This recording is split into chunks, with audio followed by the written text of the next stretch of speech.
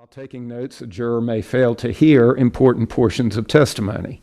Any notes taken by you are not considered evidence in this case. Your notes are not the official transcript of the trial, and for that reason, you must remember that in your jury deliberations, your notes are not entitled to any greater weight than the individual recollection of other jurors.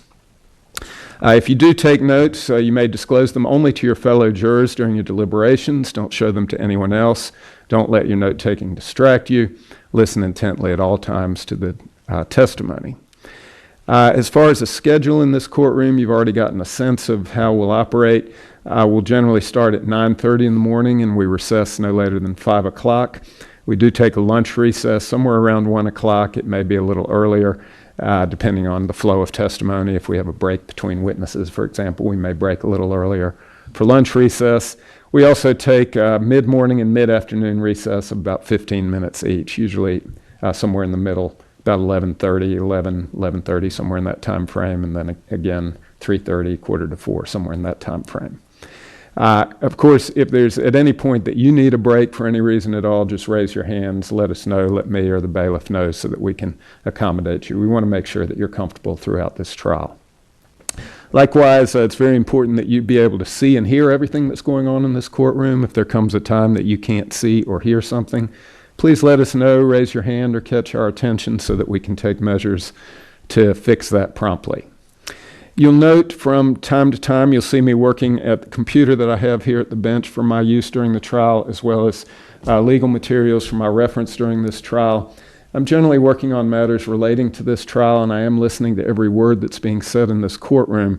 But I tell you this because I don't want you to be distracted by anything that I'm doing at the bench. Your job is to listen to the evidence intently throughout this trial, and you should not draw any inference from anything that I'm doing that any of the evidence is any more important or less important. All of the evidence in this case is important, and it's important that you listen carefully to all of the evidence in the case. All right. All of that being said, I believe we're now ready for the opening statements of the parties. We'll hear first from the state through Mr. Latour, and then Mr. Bradsher, if he wishes to make an opening statement at this time, will have that opportunity as well. Mr. Latour. Thank you, Your Honor. May it please the court.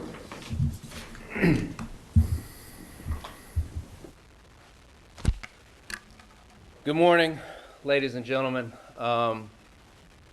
Thanks for bearing with us for the last couple of days, and thank you for bearing with us in the days to come. I know that it has at least sounded like this might take quite a while, and it very well may. And as we've all kind of talked about, and you've heard over and over and over again, your job here is to listen closely to all of the evidence. And we all hope that you do that, and I'm sure you'll give it your best shot. As the judge told you, what I'm about to do a little bit of is tell you what I believe some of the evidence in this case will be, some of what you're going to hear over the next couple of days or weeks or however long this trial takes. And as you may have kind of surmised already from what you've heard during jury selection, this case is about public funds. This case is about public trust. This case is about public figures and the things that they did with those two things. You're going to hear from several people in this case who work for the state. You're going to hear from some law enforcement officers. You're going to hear from another former elected district attorney and his wife. And what I believe those people are going to tell you is that some of the facts in this case involve the defendant, his wife, Craig Blitzer, who's another district attorney, and his wife. And it all kind of revolves around and starts with this election in 2015. What I believe you're going to hear is that Pam Bradsher, the defendant's wife, worked for him in private practice for some time when he was a defense attorney, as you've heard. And she apparently working for him again. During the course of that employment, she worked openly, and sure she did. You'll hear, I'm sure she did a good job for him. When he was elected district attorney, he hired his wife to work for him again. Filled out the paperwork, sent it all in to the state.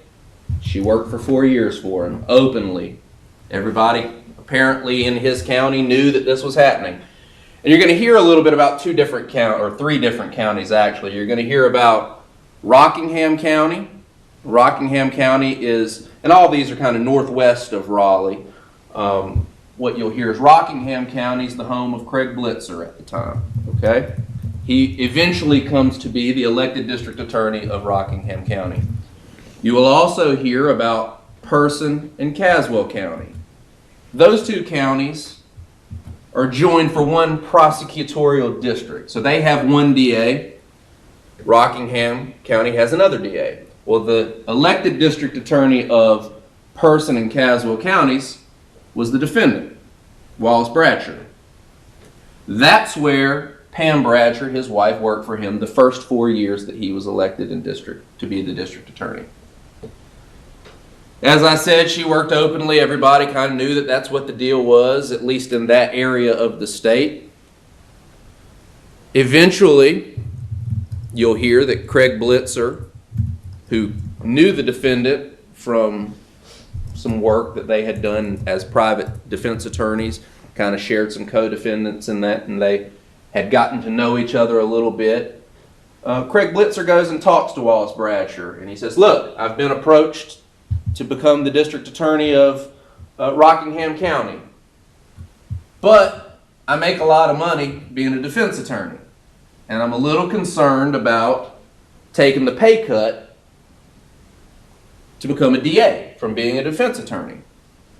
So I'm coming to you to ask your opinions on this. And he'll tell you, I believe, that the defendant's response to that was, hire your wife. It offsets the pay cut that you're getting. You pay yourself your whatever the elected district attorney salary is, and then you can bolster that by having your wife's income to come into your household. So you kind of offset that loss a little bit. At the time, it was working out for Mr. Bradsher. No one from the administrative office of the courts, which we'll talk about in a couple of moments, had said anything to him about that and said, no, you can't do that. So, hearing this and thinking, I can live with that little bit of offset funds, Craig Blitzer decides, I'm going to do it. He runs for district attorney of Rockingham County and is elected to be the district attorney of Rockingham County. One of the first things that you'll hear that he does is he hires his wife. She comes in, they fill out the paperwork, send it into the state, thinking everything's going to be okay. A couple weeks maybe go by. Craig Blitzer gets an email from Margaret Wiggins, who is in charge over at AOC. Now, AOC is what we're going to call it, but AOC, you'll find out, is the Administrative Office of the Courts. And you might be asking yourselves throughout the course of the trial, well, if we're talking about Rockingham, Person, and Caswell County and all this stuff is happening there, why are we worried about it here in Raleigh? Well, what you'll find out is that AOC handles all the money and the payrolls for those counties, for every 100 counties in the state, and their judicial offices, and their judicial district, which is what the district attorney's offices fall under, that branch. Well, Administrative Office of the Courts is here in Raleigh. So all the paperwork that gets filed for all these things and the paychecks that get sent out all originate here. Now the email that Margaret Wiggins sends out says, while we know it's come to our attention essentially that you've got your wives working for you, and she sends one to Craig Blitzer and one to Wallace Bradsher. She says, sorry guys, you can't do that. One, it's kind of internally against our policies. We recommend that you don't do it. But now that we've started looking into this a little bit more, and one of the reasons why they start looking into the defendant's hiring of his wife is because he sends some paperwork into AOC that he wants to give her 28% pay raise. Okay? So her pay is going to go up. Kind of flags it. They're already looking at this Craig Blitzer paperwork. They discover this. They see the two names Say, oh, this is interesting. We need to find out if these are the wives. And they say, it's against our policy. We recommend you don't do it. But more than that, it's a violation of the North Carolina State Ethics Act. So while we say you shouldn't do it, they say you can't do it. So unfortunately, we're sorry we missed it for the first 4 years. That's our fault. But now we've caught it. We've got to do something about it. So this starts this ball rolling. And what it starts is Craig Blitzer and Wallace Bradsher trying to figure out what are they going to do. One, what's Craig Blitzer going to do because he's been counting on this income to come in for his wife? And two, what's the defendant going to do because he's had his wife working for him for 4 years? He's had that income coming in as well. They've got to sort this thing out. All they're being told from the state is, you got to let them go. They cannot work for you. It is a violation of the law to have them working for you. Now, is that right that this all pops up now? But we can't do anything about that. That's where we are. AOC may feel bad about it, but it's a violation of the law. So what happens at that point is Wallace Bradsher decides to meet with Craig Blitzer at a pizza restaurant in Rockingham County. It's called Elizabeth's. Now, they all get together, sit down, and when I say they all, I mean Craig and Wallace, and Pam, and Cindy. They sit down at the table and they have this discussion. What are we going to do? During the course of that discussion, the idea is raised, we'll just switch our wives. I'll send Pam to Rockingham. You send Cindy to Person Caswell. They'll switch spots where both our wives are employed. Problem solved, at least temporarily, until we can find out whether we can get a waiver or something on this ethics law. So all of this starts to occur. During that conversation, there's a discussion about Pam being a state employee and intends to work there for a period of time. And there's a discussion about the fact that Cindy is in nursing school and she wants to go back to nursing school at some point. They move on from that. They file the paperwork. AOC says, while we may not like it, we can't find anything that it's in violation of. It's not against the law for you to fire your wives and each other hire the other ones as long as you go about it that way. Fine. So that's what they do. Their wives are terminated. Their wives are each then hired. This is the wife swap where they each get a job at the other one's office. Cindy Blitzer, for a period of time, a brief period of time, works on a case for Wallace Bradsher. It's a conflict case. There's an issue between the two DA's offices, and they kind of trade off the case and say, you handle that case for us since we have a perceived conflict of interest. And so that's the case that Cindy works on for Wallace Bradsher.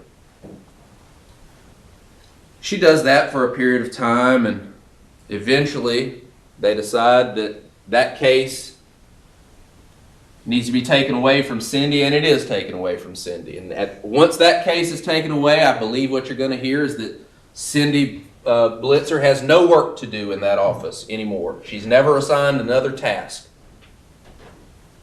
But she continues to get paid by the state of North Carolina for 8 hours, putting in her time in Beacon, and you'll find out what Beacon is, the timekeeping system. She puts that in. She's working for Wallace Bradsher. She's paid, and when I say working, I'll use quotation marks because she's employed by Wallace Bradsher, but she's not working. She's at home, and eventually she's in nursing school full time and still getting paid by the state of North Carolina with our tax dollars, going through AOC and back out to Cindy Blitzer through Wallace Bradsher's office. Now, at some point, before she goes into working full-time, there's a discussion that happens.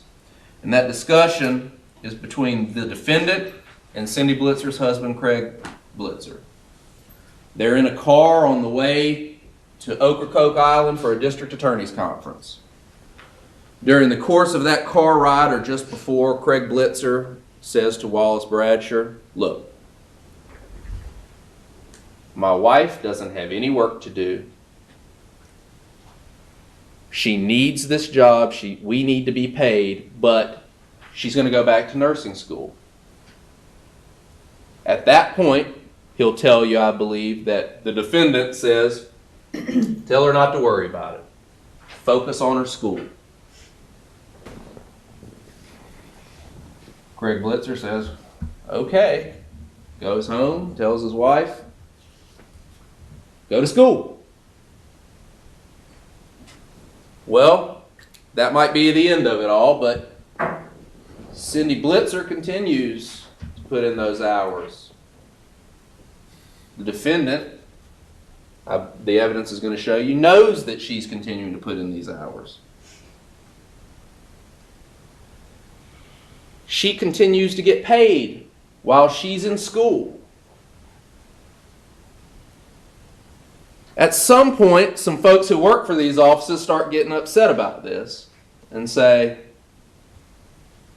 knock on the door at the SBI. Say, "Look, this is what's going on in these counties. This person's getting paid, she's not working, he knows about it.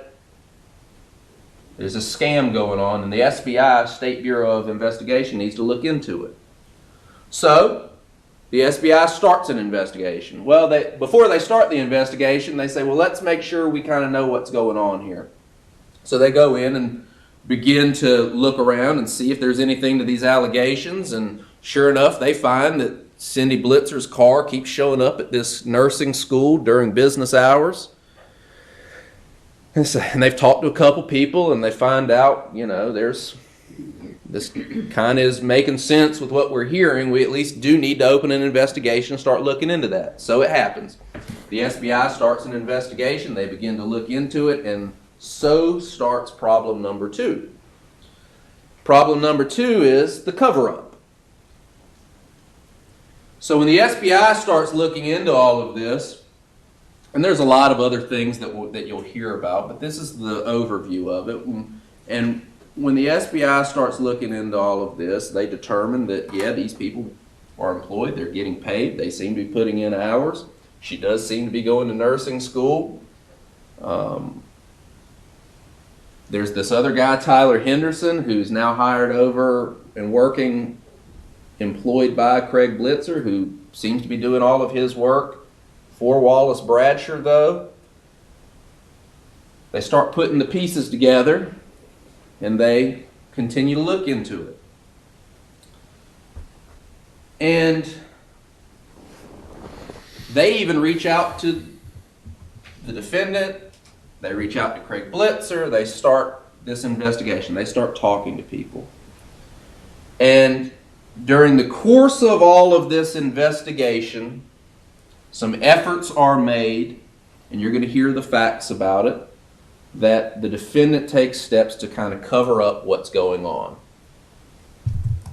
And that's the second part of this. And as you've kind of heard, the charges that the defendant eventually gets charged with are obtaining property by false pretenses, conspiring with Craig Blitzer and Cindy Blitzer to obtain property by false pretenses, aiding them in their false pretense that they conduct, obstruction of justice for the cover-up, and then failing to discharge his duties as an elected official.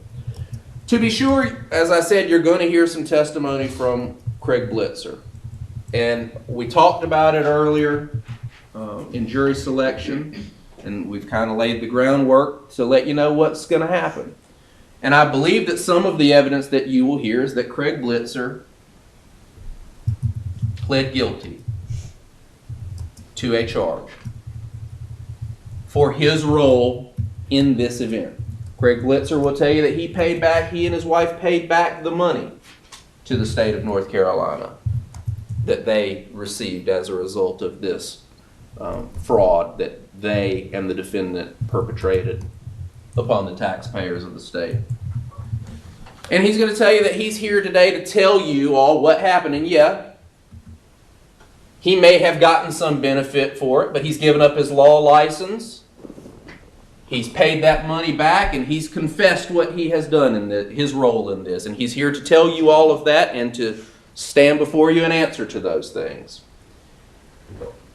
And so he's going to tell you, and I want you to pay close attention to him, about his role, what he did, and what he did not do as it relates to this scheme. What he did and what Wallace Bradsher did to effectuate it all. So, that's a timeline kind of where we are. It's not everything. That's why you have to listen closely, okay? Listen closely to my questions. Listen closely to the defendant's questions. And just remember, while you're doing it, remember that promise that you all made to keep an open mind. Pay close attention. And at the end of all of this, when you do that, I'm going to stand back up here and I'm going to tell you what I think all of that evidence means and how I think you should apply those facts to the law that Judge Ridgway gives you, and why, if you do all of that, the logical conclusion for you is going to be that you will find the defendant guilty. Thank you. Thank you, Mr. Latour. Mr. Bradsher, do you wish to make an opening statement? I do, Your Honor. Yes, sir. May it please the court. Good morning. In all the forecast of that evidence, if that was true, I wouldn't be asking you to sit and listen to the real facts of what happened in this case. This jury system where the state presents evidence that they've been given by law enforcement and witnesses, cross-examined by the defense, this process where you hear both sides and the evidence cross-examined, that is how we get to the truth. I will start with the story of the projected evidence in just a minute, but the untruth number one that has been forecast is that Craig Blitzer came to me before he ran for office to ask me anything about hiring my wife. In fact, this whole theme that somehow I had my wife working with me for income is false. In order for you to understand the decisions that I made during this time frame that he has projected, you need to understand what led up to that. I ran for district attorney after being a criminal defense attorney for 20 years in private practice, successful, winning cases with my wife working with me, raising 7 children. This is about a different geographical area. I don't know if all of you grew up here, but I know all of you have a sense of home, where you grew up, what you consider your home, where you're raising your kids. That's where we were in Roxborough. Pam had been there her whole life. I grew up next door in Granville County. I believe one of you sat on a jury in Oxford. But we were there raising our kids. And as I'm in private practice, this is what I see. Our violence, drugs, gangs, over 100 open-air drug houses, shootings almost every week, was invading our county, our home. Gang colors were in our schools where our kids were going. At one time, we had kids in preschool, elementary, middle, high school, and college. And as the violence and crime was continuing, what was happening in the courthouse, which is much smaller than this courthouse, was the state. Low morale. The DA's office, and Mr. Latour is an excellent prosecutor. Low morale. The 8-to-5 mentality. The state's losing 7 out of 10 cases. District court is overrun with 100 people left at the end of the day. And the elected DA is at the golf course.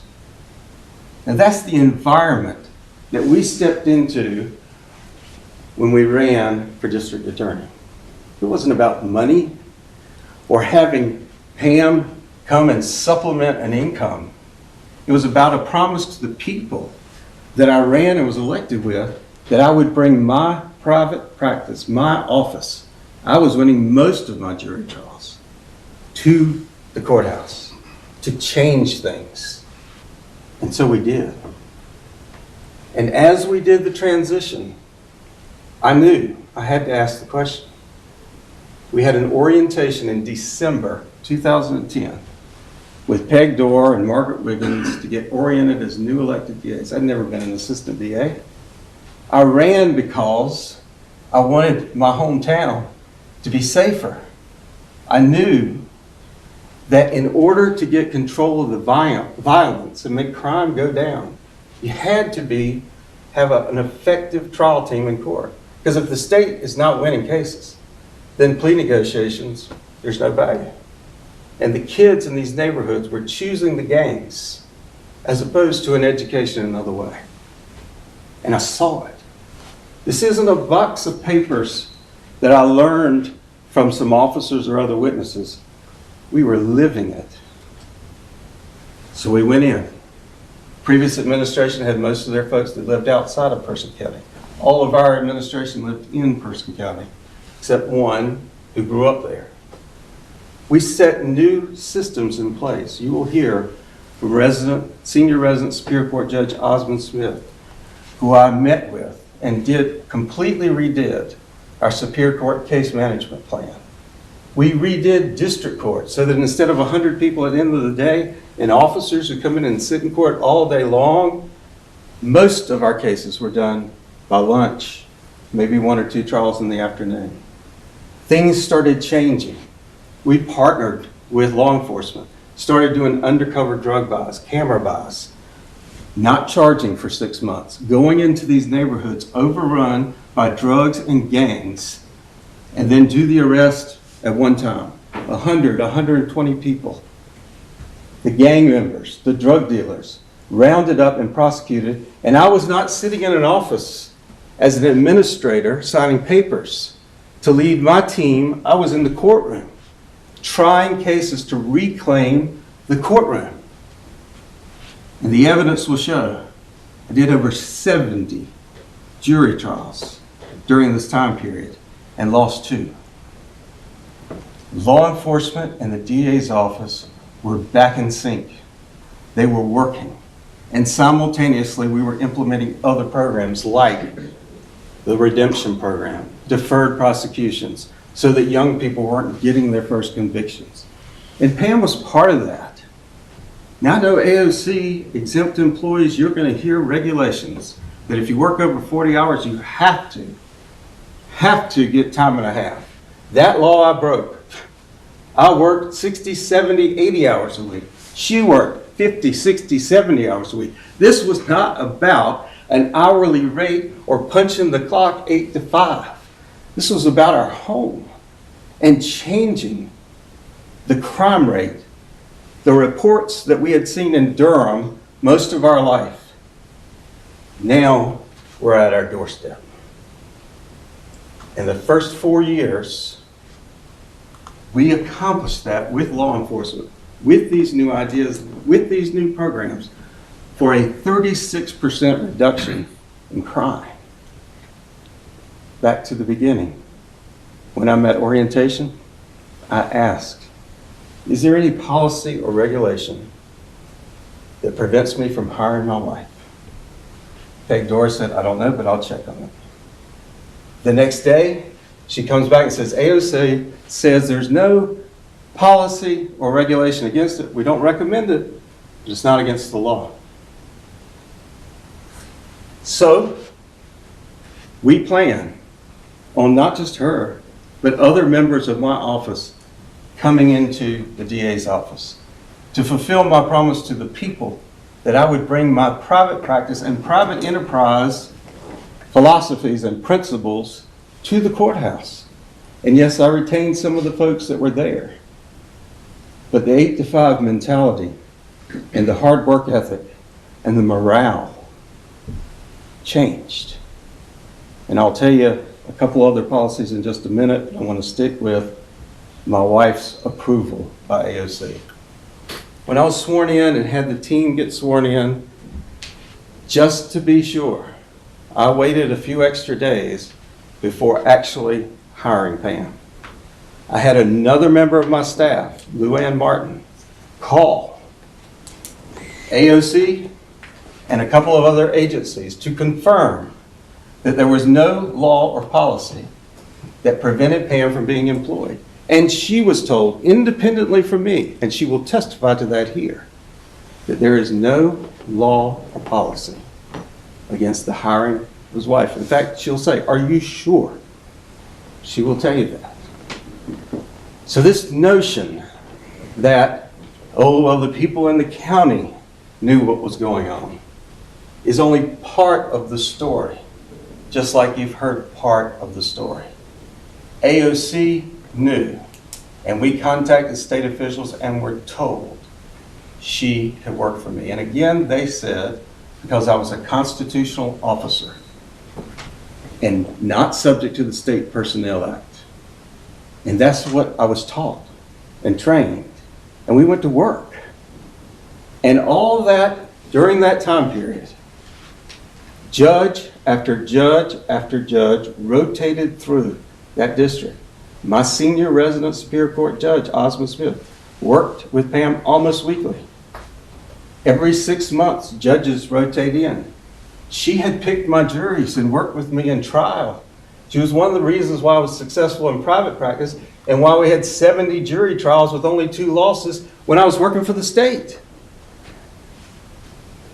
Every judge that came in is introduced to Pam as my wife, and yet AOC, nor my resident Superior Court judge, nor any other judge that rotated in, even on the state ethics form that this ethics commission that's been referred to, it's disclosed. The state knows that because that's in their discovery where they talk to each other and say, they even disclosed to state ethics that it was his wife was working for him.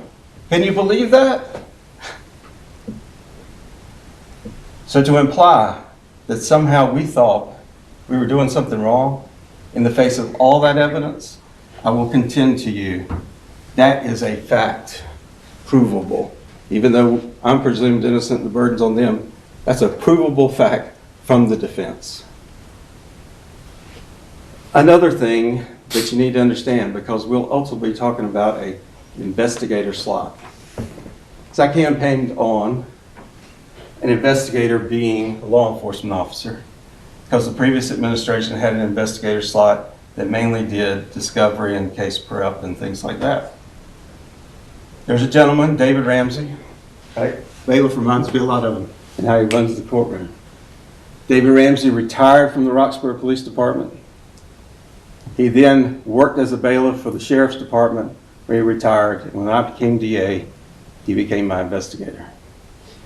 And my senior ADA, Holly McAdams, and me, and Pam supporting, picking juries, along with David Ramsey, who knew everybody, who could find any witness I needed, well respected in the community, and a great gospel singer, by the way. We were an almost unbeatable team. And again, it wasn't about hours worked. I promise you, over 40 hours were worked every week. Because the culture in private practice is every Sunday night, you're in the office working, getting ready for court the next morning. When you had to stay late at night and do trial prep, you did it. But we not only did that, we had community programs with local mission trips and other things I will get to. But I do want to mention one program as a forecast of our evidence before I get into the second phase. I made decisions, administrative decisions, that were different than the normal AOC guidelines. And they've got a job to do. They have certain procedures in terms of documenting hours. But I saw the morale problem of mothers and fathers with kid issues and sick issues and all this calculating, trying to use vacation time and things like that. I wanted them focused on working for the people. So one of the policies I put in place, right or wrong, was a kids first policy. That meant anybody in the office had any issue with their kids. They were sick, they had a school project, they had to leave early for a soccer game. If there was an event at school, there was a policy that employee got that time off and everybody else covered. And just to let you know that I did the deep dive, I did that not only under my authority as district attorney with certain constitutional powers, which you'll hear at the end, you'll get the law, but also AOC had a little line, other approved management leave. Any other leave that I deemed beneficial to the office. We had one of the offices dedicated to be a child safe room with toys and books and television for child victims, but also every employee had their kids in the office. Anytime something came up with their kids, they were given time off to go do that. That was the culture of our office, and morale was great. You'll hear about other programs, but I tell you that as I go into the second term. David Ramsey, who was my right-hand man, in the fall before the second term, suffered a stroke. He had partial paralysis. He couldn't speak. Almost died. So, as we watch him recover, I watch the bureaucracy of state government. You have to use all your sick time and all your vacation time. And unless you get somebody else to donate something to you, you're just out of time. As that time period approached, I didn't know what to do. I had told you he retired from the PD and he retired from the sheriff's department. And then he needed 5 years to vest with the state. So I met with him and his wife. The paralysis was getting better. He had gotten his speech back, although it was slow.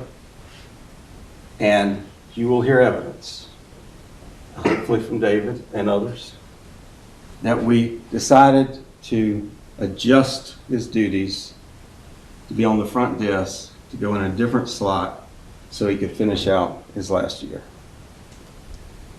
There were 6 murder trials pending in Caswell County. He has forecast to you this is a 2-county district.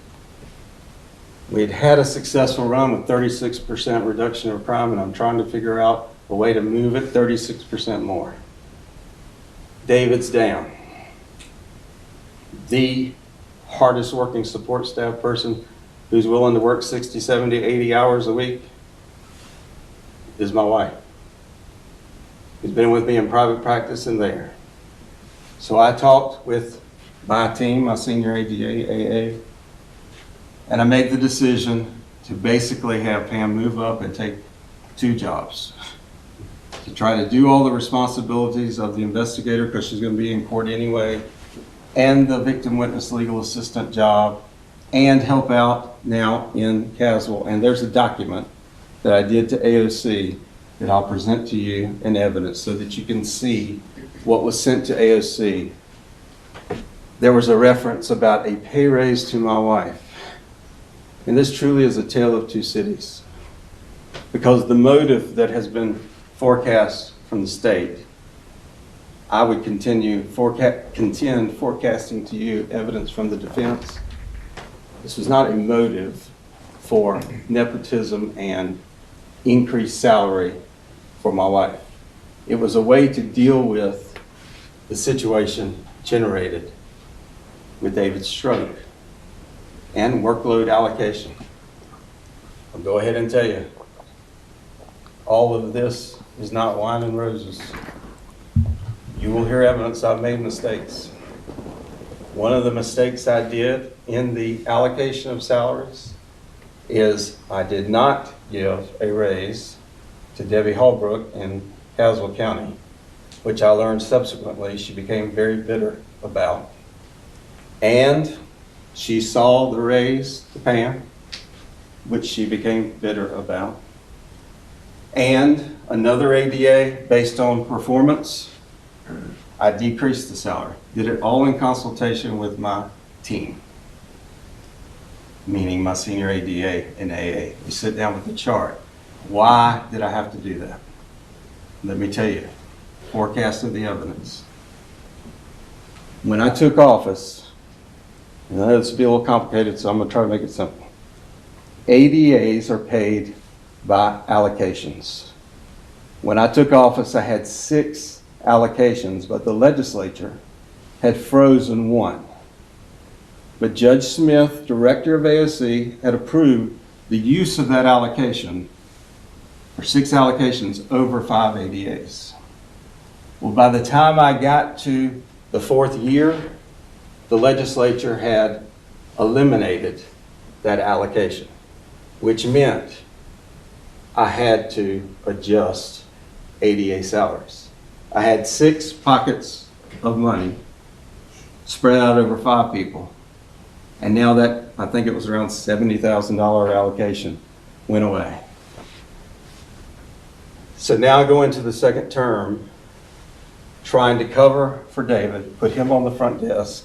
I've done salary adjustments that where I had to cut, I cut with who I considered to be the least effective DA, not a bad person. It was a management decision, but it created hard feelings. So now, we're going into the second term. Remember I started with untruth number 1. That Craig Blitzer came to me before he ran, and I said, oh, just hire your wife. I contend the evidence will show in conflict. That's not true. So in terms of my familiarity with Craig Blitzer, I do believe the evidence will show I had been involved with him one time many years earlier where he was representing a first-degree murder client by appointment, and I was defending a first-degree murder client by appointment, and they were co-defendants. We were not friends. We didn't know each other. We worked together on that case. After he won his primary, he did come to an event that I had in Roxborough and showed up and came up to me and was with a bunch of other people. I was running unopposed. And he said, hey, do you have your wife working for you? And I said, yes, AOC approved it. There was no encouraging him to run. That was after the fact. So I start my term a little bit handicapped from the first and trying to improve on that crime reduction. And I get a call from Craig Blitzer. He says, hey, AOC says I can't have my wife. I was at orientation in December and told them that I wanted my wife to work for me. They said it was okay. I hired her and they said it was okay. And now they're calling me and telling me I can't do it. How are you doing it? That's what happened. And I said, I don't know. AOC approved it. And at that point, I was told about the State Ethics Act from AOC. I believe passed in 2006. I will put on evidence about the constitutional authority of district attorneys that have employees that serve at their pleasure and that have authority, complete authority over the supervision of their employees. However, despite that law, in 2006, the legislature passed the State Ethics Act, and part of it, within it, was about supervising a family member or causing an effect of employment of a family member. And you did get a forecast, and I won't go into all the details, but you will see the emails from Margaret Wiggins where they apologized for not telling us. And you will also see that as a result of this lack of knowledge by the Administrative Office of the Courts that ran all courts in the state of North Carolina and was responsible for every employee in the state of North Carolina in the judicial system, somehow did not know about this provision in the 2006 Ethics Act, nor did any of the judges that had rotated in for the last 4 years. So I look at it, and you'll be presented it. in the 2006 Ethics Act, they had this little paragraph that was applied to all judicial officials and public servants, except, guess who? The legislature. Legislators were exempt, and they could still hire their wives and family members because it was a tradition within the General Assembly. So they passed this law, exempted themselves, and now I have AOC saying, oh, we think they should have to resign immediately. So those are the cards that I'm holding now. At this point, I contend to you that evidence will show that Pam Bradsher is not a nepotism figurehead wife holding a slot just to get a salary. She is an essential part of a team and just assigned to do 2 jobs while I have David Ramsey down. And I'm just being told about this now. Remember, I'm not just in an office administrating. I'm trying cases in Superior Court. I'm helping out in District Court. I'm going back and forth between 2 counties. I've got 2 chiefs for each county. And I'm trying to figure out this allocation of resources. But flaw number 2 that you will hear, I think I can solve every problem. You will hear things throughout this where I attempt to solve problems and I made a mistake. You're going to hear that. And this was one. As I did at the beginning of my administration and throughout the first 4 years, every time that I had an issue, I went to my senior resident Superior Court judge. And I would go talk to him, say, what do I do? Because the administration of justice required everybody. That's why I created a stakeholders meeting. Once a month, we all met. Me, the resident Superior Court judge, chief district court judge, probation officer, clerk, to see things, improve things. Wanted to make it better. So I showed him the act. And in the act, if you're found in violation, it goes all the way up, and the last person of appeal is guess who? The senior resident Superior Court judge. So I talked to him about this. I wonder if I could get screening where it says supervise. Maybe if I put in a screening thing that you sign off on, because you're the ultimate judge, then I can get Pam to be here. So he said, okay. So I talked with AOC, proposed the switch. That's the other thing. I'm going to produce emails to you that AOC said the transfer of employees was okay. Said, sounds like you found a good solution. The attorney for AOC was involved. So this notion that there was a wife swap for no-show jobs, a wife swap for no-show jobs that was hatched at a pizza place in Rockingham is untruth number 3. The approval of AOC to transfer this as a temporary measure for us was done right there in the office. The trip to Rockingham was after the decision was already made. The evidence will show that meeting was because she was going over there to get acquainted with the courthouse where she was going to be working until hopefully the State Ethics Commission approved this plan. And I'm going to show you evidence that after getting approval from AOC on the switch and my resident Superior Court judge talking to him, that I did a letter. First of all, forgot. Before all this, Margaret Wiggins with AOC, when they first told us about the policy, said, and this is confirmed in an email, you'll see the evidence, said, oh, sorry we missed this state ethics thing, but just call them and get a waiver. So stupid me thought, oh, well, this is the Administrative Office of the Courts. Margaret Wiggins works directly with Judge John Smith, the director. They say get a waiver. So I called to get a waiver. And I spoke, who's also on the witness list for the state, Kathleen Edwards, called and told her everything I just told you. And said AOC said I should call to get a waiver. How do I apply?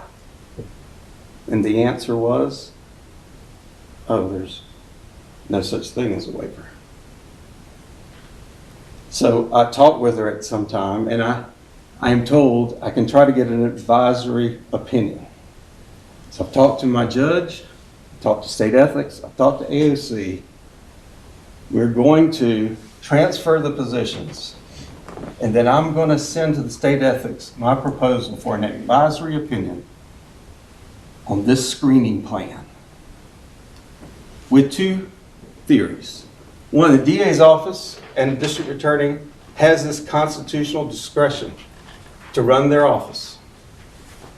And it says supervise family members. So if there's not direct supervision, then perhaps with a screening plan approved by the judge, it would be acceptable. So I did that. Pam went to Rockingham to work. Cindy Blitzer started coming to Caswell County to work. I assigned Jay Stoltz to supervise Cindy Blitzer because he was the chief of Caswell County. And we went out and bought a small car for Pam to drive back and forth to Rockingham County. And she continued her excellence in work. And you will see evidence to that. I am sorry that this is a long story, but it's important that I forecast the evidence to you so that you can follow this roadmap to the end. Because the state's forecast of this roadmap is different and gives a different impression than what happened. So I send it off and we wait. I go back to trying cases. In May, get a letter back with a formal opinion from state ethics that says we cannot give judicial officials an advisory opinion. The same legislature that had passed this law and exempted themselves so that they could still hire their wives because they deemed it beneficial to their office.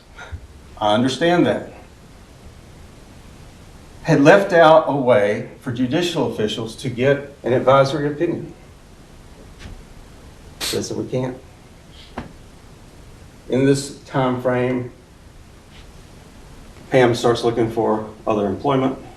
In June, Kathleen sends me a letter that says, we can't give you a formal opinion, but here's our letter of guidance.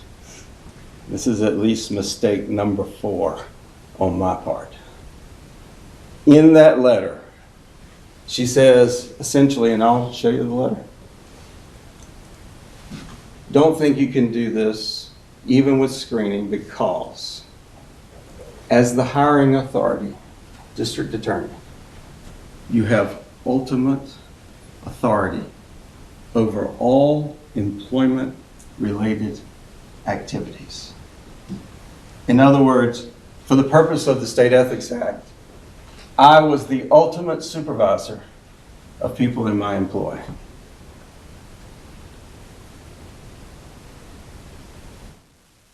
Wish I'd have just stopped right there. But again, my flaw. I think I can fix any problem. So Pam transitions to work for PCC in August. During this time frame, there was only one silver lining in her going to Rockingham, and that was best practices. You'll see emails where I even wanted to order the carts they used in court. But they also did paperless discovery. Now, all of you, very intelligent. I know you had IT training more than I could comprehend. But they were not receiving any paper discovery. It was all digital. And the biggest workload issue in the district attorney's office was paper files and paper discovery. If any of y'all ever been to the doctor now, you know everything is, it's all on that screen, digital, it makes compilation of medical records, etc. So we started implementing that, and you're going to hear that for the last couple of months that Pam was working for, she transitioned, she was doing that work in Person County. And Cindy was handling conflict cases and work in Rockingham County. We were basically doing a shared employee arrangement. Pam goes to another job. Well, should have just let Cindy go, right? Craig Blitzer says she needs to remain employed, but she's working mainly in Rockingham. I'm trying to figure out how to assist this elected DA, because you will hear evidence. This is right from the state. She said she needed one course to get back and finish nursing school. And you're going to hear evidence that I went to my local PCC asking to try and get her into that program and did not succeed. And so Pam's leaving me. I still got I still got David Ramsey down. And I have this other elected DA that I've agreed to take conflict cases for. And I've got this issue, and Kathleen Edwards has given me the answer. If I am the ultimate supervisor, then can I base Cindy Blitzer in Caswell County? In Rockingham County to do work? Talked to 2 other elected DAs. They said yes. So here I go. I need to back up just for a minute so you can understand the context. Criminal defense lawyer for 20 years. When I transitioned into being DA, I had 200 conflict cases, meaning pending cases I couldn't prosecute because I had been their defense lawyer. So I had other DAs and ADAs from other counties come in and handle my cases.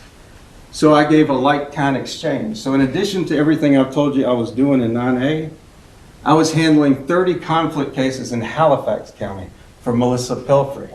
I was handling conflict cases for Mike Waters in Granville County. I was handling conflict cases for Roger Eccles in Durham County and Pat Nadowski in Alamance County. And now with this newly elected DA, Craig Blitzer, he also was a defense attorney, and I agreed to handle conflict cases for him. So I came up with the shared employee idea. Cindy Blitzer was going to be helping with conflict cases. Craig Blitzer also gave me a first-degree murder case, actually started with Jay Stoltz, of a young baby death. So was I going to take a legal assistant from Person or Caswell and have them go over to Rockingham all the time to do this prep work, conflict cases, etc.? Or was I going to use this shared employee program to have her there to do the work? So I talked with Jay Stoltz about it, talked with Craig Blitzer about it. The shared employee program, there's actually a statute that allows the transfer between 2 agencies. And I was trying to make a way that this worked from a use of resources allocation. And this was the plan. Tyler Henderson was my computer guy. He knew the computers. We were already adopting Rockingham's plan on paperless discovery. So my vision was to use this time temporarily under the shared employee program to have Tyler develop a system that could be used statewide, which involved paperless receipt of all discovery, ultimately to paperless files. I called Peg Dorr and said, is any other DA's office doing this? She said there were a couple that were trying, but they hadn't perfected it. And it would essentially change a big file room of paper files into a file drawer of zip drives and CDs. I even talked to Judge Marion Warren, Director of AOC, about this and at Oprah. So Tyler was going to take the system from Rockingham, develop for Person and Caswell County paperless discovery into paperless files. And I know none of you, it doesn't sound like you worked in the DA's office, but we had the old paper files and people were bait stamping page by page by page and converting this discovery to digital discovery not only helped us internally from a manpower standpoint, but if you wanted U.S. Attorney to look at a case in my county, you loaded the car with boxes and you drove to Greensboro. Under this system, you sent an email. It also provided greater accountability. Officer says he dropped off discovery. There's an email chain. There is a way to verify. So, Tyler Henderson, under the shared employee program, he became a Rockingham employee based in Person and Caswell. Cindy was an employee of my office based in Rockingham. Her job was to handle conflict cases, do special projects that I had given her. I'll tell you about that in a minute. And any overflow work from Rockingham. Now I want you to understand this. Cindy had an office in the Rockingham courthouse. I had seen it. And I have seen emails that they did work on that office in as late as April or May after the switch. Jay Stoltz was her supervisor. So in my mind, she's there under the supervision of Jay Stoltz. Tyler is here processing our discovery and implementing the system. I'll say one more thing before I leave that, and then I'll try to move on. Even though AOC had this email system for discovery, if you had more than a 1-minute video, it couldn't go through the internet. So they were sending the paper discovery through the email, but still coming to the office with these exhibits, with CDs and things like that. Our goal was to get it all digital. So Tyler met with the sheriff's department. You're going to hear from the Person County Sheriff. We went over and tried to establish drop boxes, things like the undercover buy camera where it could be accessed all digitally. Person County participated, got up and running. Roxborough PD participated, got up and running. And when we turned the corner in 2016, we began paperless files in Person County. Unfortunately, Caswell County, where Jay Stoltz was chief, Debbie Hallbrook is one of the holdover employees from the previous administration, who I believed had been there for 20 years. She was the primary legal assistant that accepted discovery. And let me tell you, the evidence is going to show the defendant has an absolute right to all their discovery. There are cases, reading the paper, they get overturned.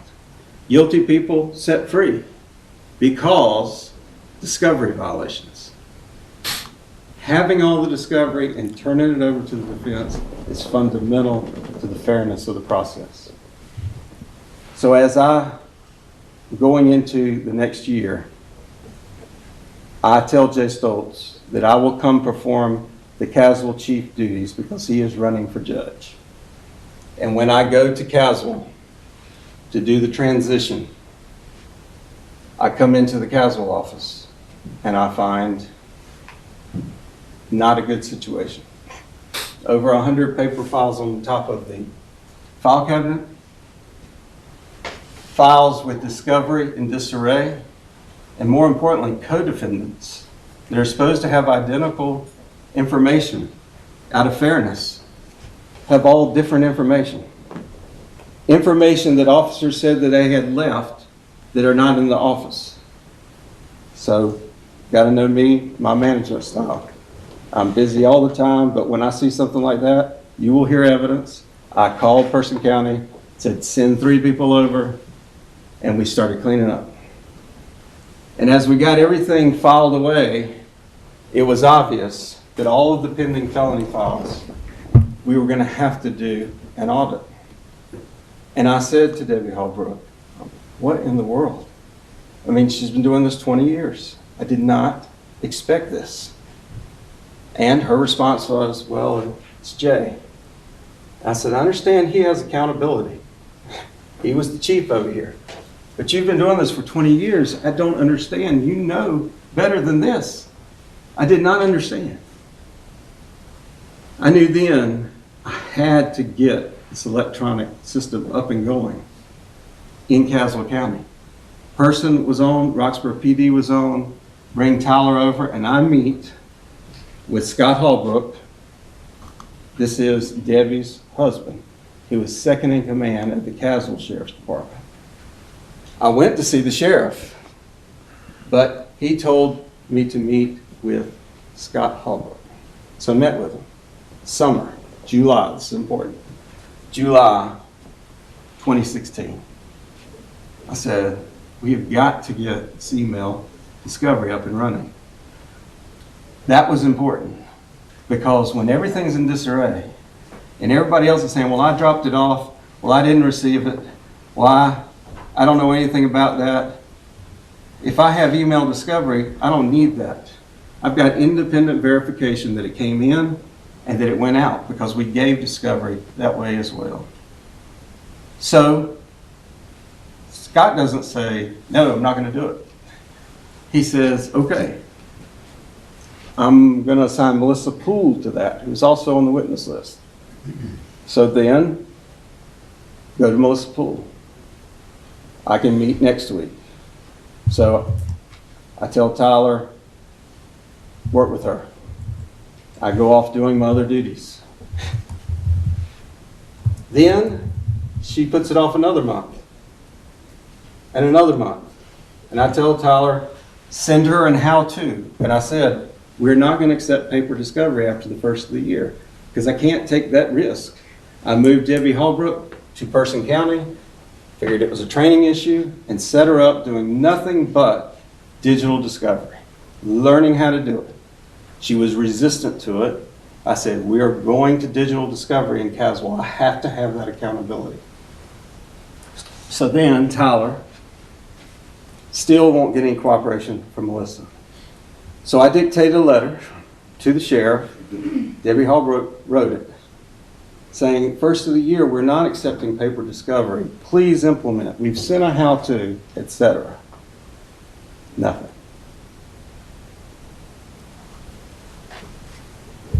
So the first of the year, they sent 2 packets. We sent it back. I went to my resident Superior Court judge again and talked to him and told him, you'll hear from me, the sheriff will not go to this digital discovery. And I have got to have accountability of what goes in and goes out.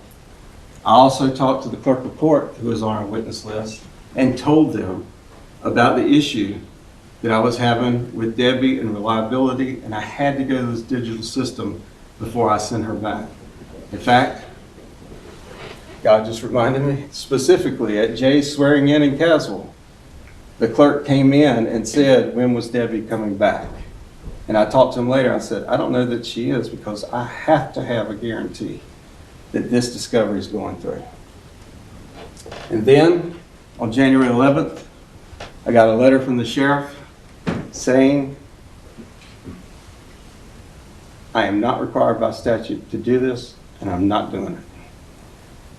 At that point, I made this decision. I let Debbie go because I could not send her back to Caswell County and trust to receive the discovery. The sheriff was not going to accept it. I could have made a big deal of the fault issue with the files before, but as you hear all the witnesses, I hope you'll find out that was not my style. And so, since she served at my pleasure, I let her go and allowed her to draw unemployment and move on. And again, as I am a performance-based boss, I took a legal assistant who was in a grant position who at that point was out working everybody, came in on a grant, another special project that I had, which was to reduce the jail population. Have like a triage nurse running through every court, through every file, that if there were people in jail on low-level matters, to get them out, get their bond lowered or out. And if there was a dangerous person that needed to go to jail, then speed process their case and let's get it to trial. But don't let people languish in jail. That was her job. and she hustled and outworked to save the county hundreds, I would say $600,000 or $700,000 from just reducing that jail population. I moved her into that permanent slot. The legal assistant that was cleaning up all the files and going through and auditing every file and was doing Caswell County became the legal assistant. Now, I'm not going to get into all the details through here. I'm going to talk generally as Mr. Latour did, because you're going to see as we get into this last phase where they have alleged that I committed these crimes, we're all the way up to the point where the crime is alleged to have occurred April 1st, 2016 through October of 2016 when I let Cindy go. I'm going to tell you a few bright line points on that before I sit down, because I know I'll wore you out already.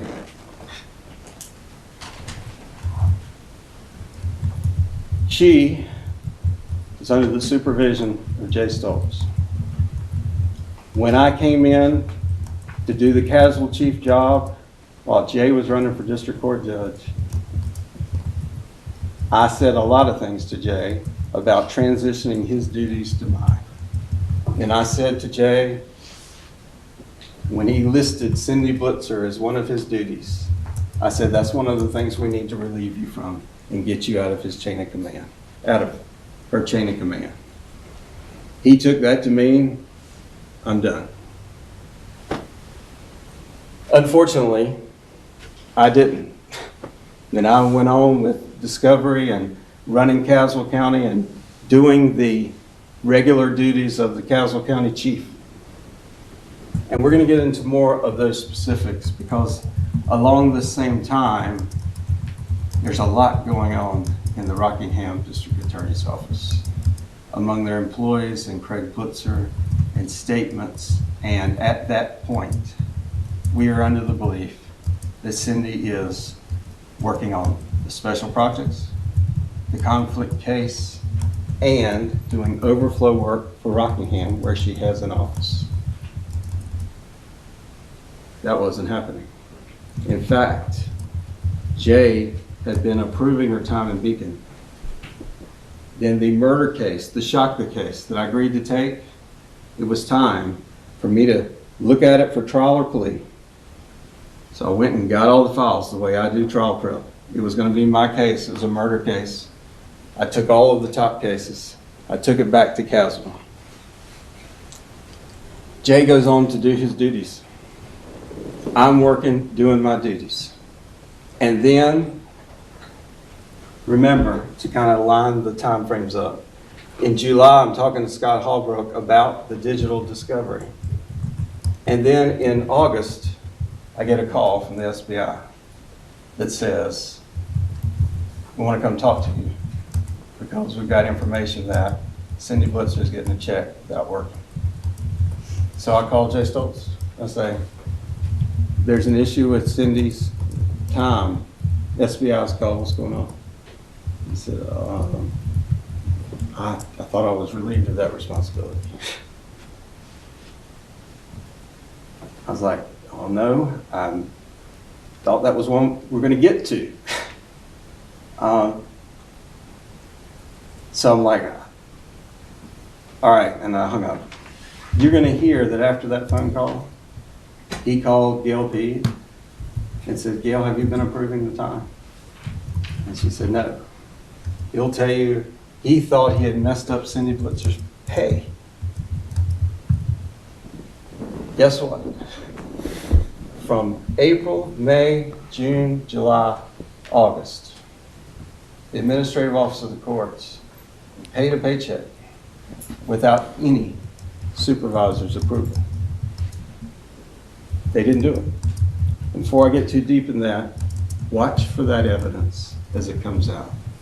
The relationship between the necessity for us approving time versus AOC actually paying the money. Because the truth is this: doing 70 jury trials being on the North Carolina Courts Commission, going to trainings, going to public events, going to the Conference of DAs, I do not see anybody where I could say they have worked the hours they put in. My administrative assistant, who is based in Person County in a 2-county district, cannot see that everybody is working the 40 hours that they work when they approve the time. It is an administrative decision to approve the time. You even heard it in jury selection. There's a gentleman that approves his workers. There's an EMS worker that approves 117 people. You will also hear evidence that I asked Judge Smith, who's our senior resident Superior Court judge, the one I go to, his one employee in his office, I said, could you certify that she's working the hours that you're putting down? He said, no, I'm assigned 6 months somewhere else. I'm in court. I have to trust her that she's putting in the hours that she's working. The problem is this, and one of the reasons why I'm standing before you, and I'm going to try to wrap this up in 5 minutes, is we're going to get on with evidence. I want you to know this is not the whole story.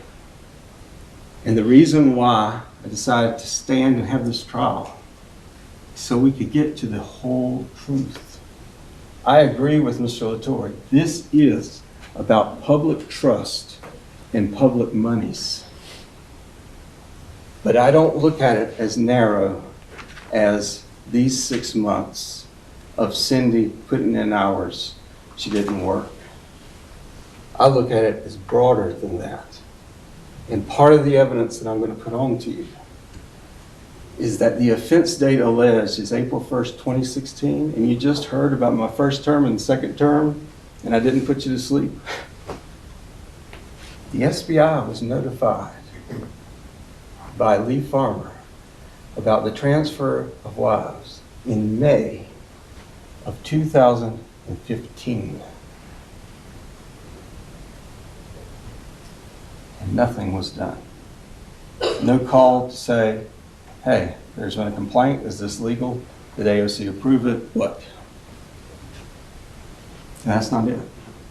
Jason Ramey, an ADA from Rockingham County, who you will hear testify, went to the SBI in December of 2015 and said, Cindy Blitzer is not working and she's getting a paycheck. No one, this is at a time when Jay is still supervising, before the changeover, no one calls the hiring authority that she works for and says, there is an issue. What's going on? And then nothing apparently done until March or April of 2016, where Jason Ramey goes to them again. This trial is about a bigger truth and a bigger issue of public trust and public money than a misunderstanding about timesheets. Because you're going to hear evidence. Craig Blitzer, this wasn't him taking responsibility for what he did. You're going to hear it in just a moment. He not only did this, nor made these misrepresentations to the SBI, nor did a bunch of other things that I will bring out on cross. He had an assistant DA in his office take an algebra course for his wife during state time on a state computer. And then he got a victim witness legal assistant to take another algebra course for his wife on state time on a computer. He took a federal grant employee with him to BLET for 6 months when he wasn't even in the office and was in BLET. His office during this SBI investigation was wearing the SBI out about things that he was saying. in doing. I will contend to you in the evidence.